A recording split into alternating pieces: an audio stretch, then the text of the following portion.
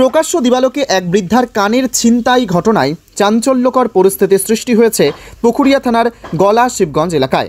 ঘটনায় ওই বৃদ্ধার কানের ছিঁড়ে নিয়ে পালায় দুষ্কৃতী। জানা গেছে প্রায় ৭০ বছর বয়সী বৃদ্ধা মহিলা বুধ সরকার গতকাল ঘাস তুলতে যায় বাড়ি থেকে কিছুটা দূরে। এমন সময় এক যুবক তার দুটো কান থেকে সোনার অলংকার ছিনতাই করে পালায়।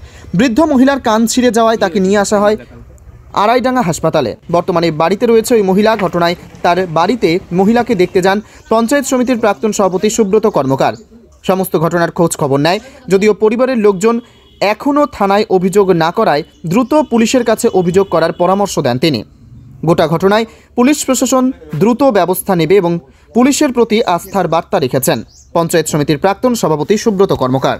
মাদের এদিকে একটু ছিল, ওইখানে ঘাস তুলছিলাম, আর ওই মুখটা দিয়ে করো। বলো বলো। তারপরে ওই ছেলেরা খুব বড় নাই, অল্প বয়সের আছে, আর ধরে এরকম করে ছিঁড়ে দিল। কখন? বেলা 3টার দিকে। 3টার দিকে। কজন ছিল? একজন। আর পালিয়ে গেল। ওই ও কি বাইকে এসেছিল না এমনি? হ্যাঁ, ও কোনো গাড়িতে এসেছিল? না, গাড়িতে না, ওই দিকে আছে, বালুঘাটের দিকে ছেলেটা আছে। তুমি চিনতে পেরেছো ওকে? দেখলে আমি চিনি নেব। ধুলো করে আছে আর লাল জামা পরা আছে। কি নিয়ে গেছে? কি নিয়ে গেছে? কানে সোনা ছিল, দুটা কানেরই। দুটো কানে গেছিল ঘাস আনতে। কোথায়? ওই নদীর ওপারে, ব্রিজের কাছে। ব্রিজের উপরে সামনে মাঠ আছে, বাঁধের নিচে।